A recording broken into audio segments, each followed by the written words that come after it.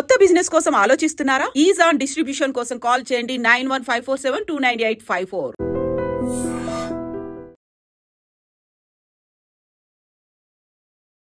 Hi hello నమస్తే, welcome to I dream. నేను మీ శ్రావ్య. ఇప్పుడు ప్రతి ఒక్కరికి ఉండే ప్రాబ్లం బ్యాక్ పెయిన్. బ్యాక్ పెయిన్లో L1 L2 ఈ ప్రాబ్లం అనేది చాలా మందికి వస్తూ ఉంటుంది. ఆయుర్వేదంలో మనం ఏమైనా క్లియర్ చేసుకోవచ్చా? వీటి గురించి మాట్లాడడానికి మనతో పాటు ఉన్నారు డాక్టర్ దిలీప్ గారు, కేతన్ ఆయుర్వేద సెంటర్ నుంచి, expert in Ayurveda, acupuncture and natural sciences. నమస్తే సార్. నమస్తే మా. సో బ్యాక్ పెయిన్ అనేది చాలా మంది వింటూనే ఉంటారు కదా, మీ దగ్గర కూడా చాలా మంది వస్తుంటారు బ్యాక్ పెయిన్ తో. ఆయుర్వేదంలో మనకి బ్యాక్ పెయిన్ ని రిలీవ్ చేసుకోవడానికి ఏమన్నా ఉందంటారా? అంటే చూడండి, ఇప్పుడు అసలు రూట్ కాజ్ నుంచి చూస్తే అసలు బ్యాక్ పెయిన్ ఎందుకు వస్తుంది చాలా మందికి తెలియని విషయం ఇది. అంటే చాలా సింపుల్గా అనమాట, ఒక డైజెషన్ సిస్టమ్ బాగాలేకపోతే బ్యాక్ పెయిన్ వస్తుంది అన్న విషయం చాలా తక్కువ మందికి తెలుసు. ఓకే. అంటే చాలామంది ఏమనుకుంటారంటే బోన్లో ఎక్కడో స్పైనల్ కార్డ్లో ఎక్కడో ఇంజురీ ఉంది, లేదంటే స్పైనల్ కార్డ్ ఇంజురీ అయింది, లేదంటే డిస్క్ కొలాప్స్ అయింది, డిస్క్ బల్జ్ అయింది, L4 L5లో కరెక్ట్గా డిస్క్ బల్జ్ అయిపోయి చాలా విపరీతమైన పెయిన్ వస్తుంది, సయాటికా పెయిన్ లాగా వస్తుంది, కాలు అనేది తిమ్మిరి వస్తుంది, కాలు నడవడం రావట్లేదు, కూర్చోవడం రావట్లేదు, పడుకుంటే కొంచెంసేపు బాగుంటుంది అన్నట్లు ఫీల్ అవుతుంది. అంటే ఇలాంటివి ఫీల్ అవుతుంటారు.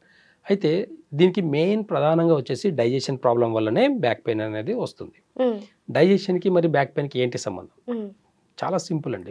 గ్యాస్ ప్రాబ్లం కూడా అవుతుంది. గ్యాస్ట్రిక్ ప్రాబ్లం వల్లనే చాలా మందికి ఏమైందంటే, ఫుడ్ మనం ఇప్పుడు మంచి ప్రోటీన్ ఫుడ్ తిన్నాం, మంచి calcium food, proteins, vitamins food తిన్నాం, డైజెషన్ అవుతేనే మనకు ఈ విటమిన్స్, ప్రోటీన్స్, మినరల్స్ ఇవన్నీ కూడా మన బాడీలో అన్నిటికీ, అంటే నర్వస్ సిస్టమ్కి ఏం కావాలి, బోన్ రిలేటెడ్కి ఏం కావాలి, ఇట్లా విటమిన్స్, మినరల్స్ అన్ని సపరేట్ అయితే తప్ప మనకు పోషకాలు అనేటివి మన బాడీకి అనేటివి అందవు.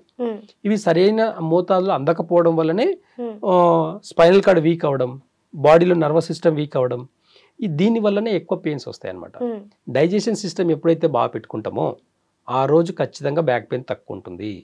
డైజెషన్ సిస్టమ్ ఇవాళ కొంచెం హెవీగా తిన్నాం, ఏదైనా మసాలా, కొంచెం చింతపండుతో కొంచెం మసాలా కలిపి తిన్నాం అనుకోండి, ఆ రోజు బ్యాక్ పెయిన్ నార్మల్గానే ఎక్కువ ఉంటుంది. అంటే ఈ అబ్జర్వేషన్ అనేది చాలా మంది చెయ్యక అసలు నేను ఏం తిన్నాను అనుకుంటారు వాళ్ళు, నేను ఏం తినను లేదు అసలు, మళ్ళీ బ్యాక్ పెయిన్ ఎక్కువైపోయింది నాకు అని అనుకుంటారు. చాలా మంది లాంగ్ టర్మ్లో వాళ్ళకు కొంతమందికి సర్జరీ అడ్వైజ్ చేస్తారు. ఆ సర్జరీ చేయించుకోలేక ఇక్కడ మెడిసిన్స్ వాడుతూ కిడ్నీ మీద ఇంపాక్ట్ ఎక్కువైపోయి, ఈ కిడ్నీ మీద ఎప్పుడైతే ఇంపాక్ట్ పడుతుందో బోన్ రిలేటెడ్ సంబంధించిన ప్రాబ్లమ్స్ ఇంకా ఎక్కువ అవుతాయి. కాబట్టి ఓవర్ డోస్ ఎక్కువ పెయిన్ కిల్లర్స్ వాడడం వల్ల కూడా ఆ టైంకి తగ్గుతుందేమో, కానీ లాంగ్ టర్మ్లో విపరీతమైన పెయిన్ రావడం వల్ల, అది కంట్రోల్ కాకపోవడం వల్ల సర్జరీస్కి వెళ్తారనమాట చాలామంది. కానీ ఒక్క డైజెషన్ మంచిగా పెట్టుకుంటే బ్యాక్ పెయిన్ ఇలా చిటికలో తగ్గించుకోవచ్చు అనమాట.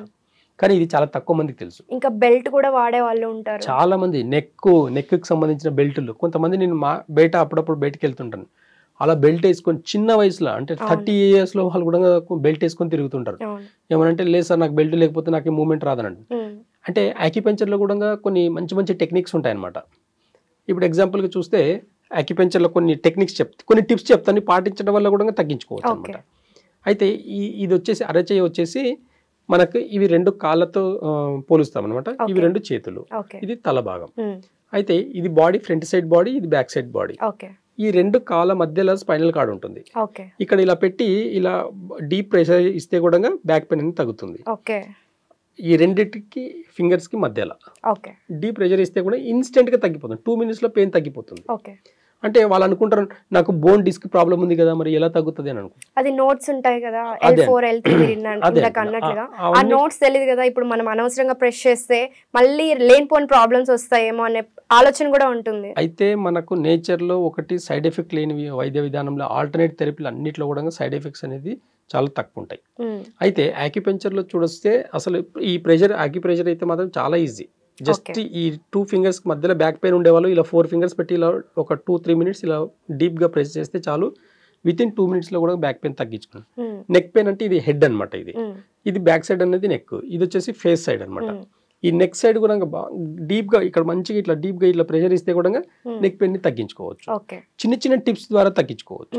లాంగ్ టర్మ్ లో వీళ్ళ డైజెషన్ సిస్టమ్ మంచిగా పెట్టుకునే దానికి, తిన్న ఫుడ్ లో విటమిన్స్, మినరల్స్ అన్ని కూడా డైజెషన్ అవ్వాలి అంటే, అబ్జర్వేషన్ అవ్వాలంటే కొన్ని ఆయుర్వేదంలో మంచి మంచి మెడిసిన్స్ ఉంటాయి అన్నమాట. అవి ఇవ్వడంతో పాటు లాంగ్ టర్మ్లో కూడా వీళ్ళకు సర్జరీ లేకుండా లాంగ్ టర్మ్లో మంచిగా ఒక 1-2 months రెగ్యులర్గా డైట్ కూడా ఖచ్చితంగా ఫాలో చేయాల్సి ఉంటుంది. ఎక్కువ మసాలా తినకూడదు, చింతపండు తినకూడదు, heavy diet, heavy protein food కూడా ఈ ప్రాబ్లం ఉండేవాళ్ళు, బ్యాక్ పెయిన్ ఉండే వాళ్ళకు హెవీ ప్రోటీన్ తిన్నా కానీ బ్యాక్ పెయిన్ అనేది పెరుగుతుంది. ఎందుకంటే హెవీ ప్రోటీన్ డైజెషన్ సిస్టమ్ బాగాలేనప్పుడే వచ్చేది కాబట్టి హెవీ ప్రోటీన్ తిన్నప్పుడు డైజెషన్ కాదు. కాబట్టి డైజెషన్ లాంటివి వాట్ ఎవర్ హెవీ డైట్ అంటే ఇప్పుడు మనం ఎక్కువ పప్పు దినుసులు తింటే కూడా ఇప్పుడు బేట బఠానీ అలాంటివి ఉంటాయి, రాజ్మా అలాంటివి తింటాం, ఇవంతా హెవీ డైట్ అనమాట, హెవీ ప్రోటీన్ డైట్. ఇవి ఎక్కువ ప్రోటీన్ తీసుకున్నప్పుడు కూడా డైజెషన్ సిస్టమ్ బాగాలేక వల్ల ఇంకా పెయిన్స్ అనేవి పెరుగుతుంటాయి అనమాట.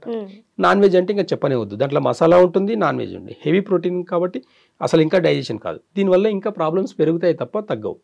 కాబట్టి అంటే కొన్ని సిస్టంలో, మోడర్న్ సిస్టంలో సర్జరీ తప్ప వేరే ఆప్షన్ లేదని చెప్తారు. కొంతమంది ఫిజియోథెరపీ చేసుకున్నప్పుడు కూడా టెంపరీగా తక్కువ ఉంటుంది, మళ్ళీ కొన్ని రోజుల తర్వాత మళ్ళీ రిపీట్ అవుతుంది. కానీ ఆయుర్వేదంలో, అక్యుపెంచర్లో అలా ఉండదు. కంప్లీట్గా రూట్ కాజ్ నుంచి తగ్గిస్తాం కాబట్టి లాంగ్ టర్మ్లో బాగుంటుంది. కొంతమందికి నిద్రలో కూడా పెయిన్ అనేది స్టార్ట్ అవుతూ ఉంటుంది. ఇంకా పెయిన్ ఉన్నప్పుడు నిద్ర ఎక్కడి నుంచి వస్తుంది వాళ్ళకు? అంటే నార్మల్ గా నేను నిద్రలో ఉన్నాను అప్పటి నుంచి స్టార్ట్ అయింది నాకు అని చెప్పి అంటారు. మీరు అన్నట్లుగా డైజెస్టివ్ ప్రాబ్లం వల్ల అని అనుకోరు, నిద్రలో ఎట్లా పడుకున్నాను అక్కడి నుంచి స్టార్ట్ అయింది అని అంటూ ఉంటారు. చాలా సింపుల్, మంచి క్వశ్చన్ అడిగారు మీరు. చాలా మంది ఏం చేస్తారంటే ఒక 2 పిల్లలు వేసుకొని నైట్ ఆ టైంలో ఇండైజెషన్ ఫుడ్ బాగా చింతపండుతో చేసింది లేదంటే మసాలా ఫుడ్ ఏదైనా తిని ఉంటారు, నైట్ ఒక ఇన్బ్యాలెన్స్ గా పడుకుని ఉంటారు. నెక్ అనేది పట్టుకుంటుంది, నెక్ పట్టుకుని మార్నింగ్ లేచేసరికి నెక్ ఇటు అటు తిప్పేదానికి కూడా అవ్వదు. డైరెక్ట్ ఇక కంగారు తోటి డైరెక్ట్ ఎక్స్రే అంటే హాస్పిటల్కి వెళ్ళేసి ఎక్స్రే తీయిస్తారు. నేను గతంలో కూడా ఈ విషయం చెప్పాను. నేను ఆ ఎక్స్రే తీసి ఇలా చూస్తారండి. ఎక్స్రేలో ఇప్పుడు మెడ పట్టుకున్నప్పుడు బోన్కి ఏమీ అవ్వదు కదా, చిన్న లాజిక్ ఇది, అసలు చాలా మందికి తెలియని లాజిక్ ఇది. ఎక్స్రే తీస్తారు, అక్కడ ఎక్స్రేలో బోన్ తప్ప నర్వస్ సిస్టమ్ ఎక్కడ కనిపించదు. కానీ ఇక్కడ మజిల్ నర్వస్ సిస్టమ్ క్యాచ్ అయి ఉంటుంది, మెడ క్యాచ్ అయి ఉంటుంది, నడుము లేదంటే నడుము క్యాచ్ అయి ఉంటుంది. కానీ ఆ ఎక్స్రేలో ఏమి కనిపించదండి. కానీ ఎక్స్రే తీసి చూస్తారు, మళ్ళీ ఎంఆర్ఐకి పంపిస్తారు. మళ్ళీ ఎంఆర్ఐ అంటే ఏంటంటే 7,000-8,000 ఉంటుంది ఒక ఎంఆర్ఐ. అంటే నైట్ ఒక చిన్న ఇండైజెషన్ వల్ల వచ్చిందన్న ఒక మినిమం అవేర్నెస్ కూడా చాలా మందికి లేదనమాట. దానివల్ల హాస్పిటల్కి పరిగెత్తేసి ఎంఆర్ఐలు ఎక్స్రేలు తీయించడం వల్ల ఇవన్నీ కూడా ట్రీట్మెంట్ వల్ల పెద్దగా ఒరిగేదేం లేదు. చిన్న చిన్న లాజిక్స్, జస్ట్ ఇప్పుడు నెక్ పట్టుకుంది అనుకోండి, ఈ థంబ్నెయిల్ని ఇలా పట్టుకొని, అంటే పట్టుకునే విధానం కూడా కావాలి, ఇలా పట్టుకొని లాగడం కాదు, ఇలా ఒక టెక్నిక్ ఉంటుంది. ఆ టెక్నిక్ పట్టుకొని ఒక 30 times ఇలా అంటే మెడ వితిన్ 1 minute లో వదిలేస్తుంది. అంటే ఇలాంటి మెరాకిల్స్ చాలా చేసామన్నమాట. నా 15-20 years సర్వీస్లో అసలు ఇలాంటి మెరాకిల్స్ చాలా చేసాం. నెక్ పెయిన్, బ్యాక్ పెయిన్, అంటే చాలా మంది క్రానిక్ డిసీజ్గా బాధపడే వాళ్ళు ఉంటారు. ఇన్స్టెంట్గా కూడా చాలా మంది 1 week వెళ్ళి హాస్పిటల్కి వెళ్ళి చూపించుకున్నానంటే నాకు మెడ పట్టుకుంది వదలట్లేదని అంటారు. వితిన్ 5 minutes లో కంప్లీట్గా ఒక 1 or 2 settings లోనే కంప్లీట్ నార్మల్ అయిపోతుంది అనమాట. అలాంటి టెక్నిక్స్ ఆయుర్వేదంలో, ఆక్యుపెంచర్లో చాలా ఉన్నాయి. జనాలకు అవేర్నెస్ లేదు. అవేర్నెస్ లేకపోవడం వల్ల హాస్పిటల్కి పరిగెడుతున్నారు.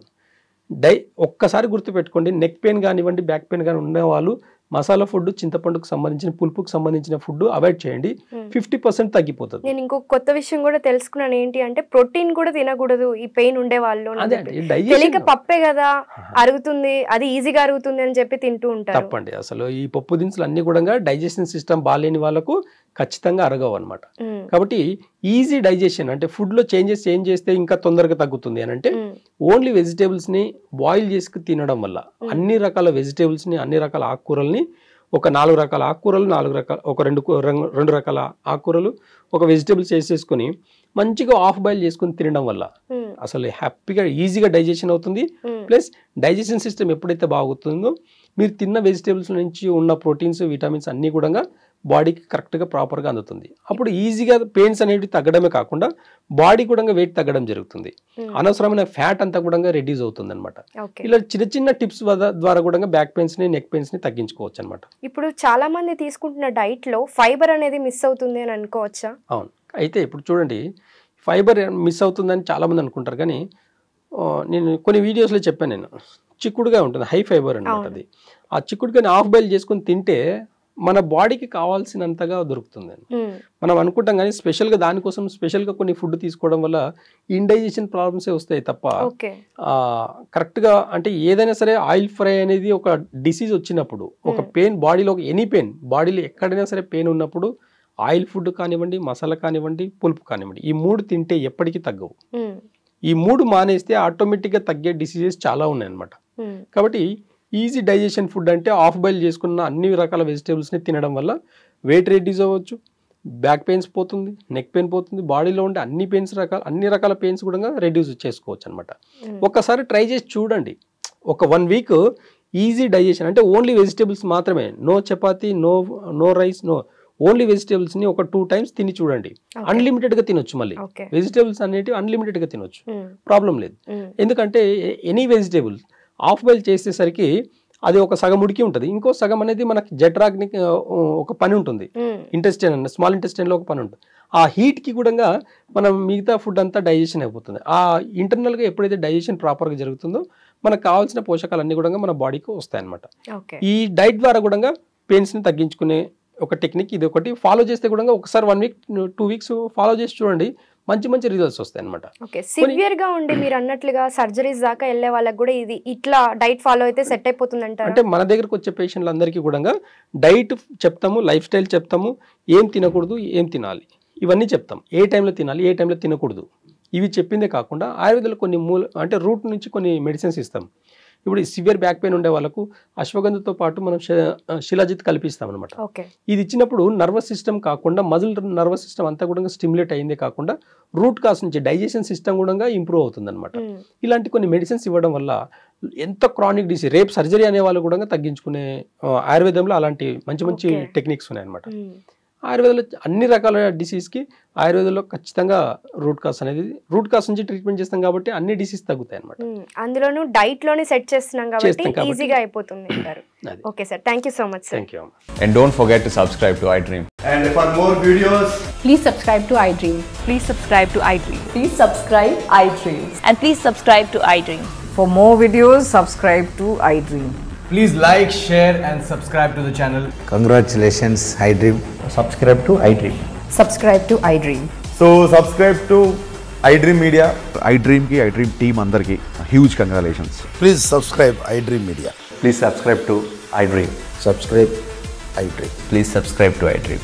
iDream అంటే నా కళల ఛానల్ను సబ్స్క్రైబ్ చేసుకున్న నోరు తిరుగుతలేదు, మీరైతే గంట గుర్తు కొట్టండి. For more such videos, please subscribe to iDream. Subscribe to iDream. Please subscribe to iDream. Please subscribe iDream Media. Please do subscribe to iDream. Please subscribe to iDream Media. For best entertainment and information, please subscribe iDream.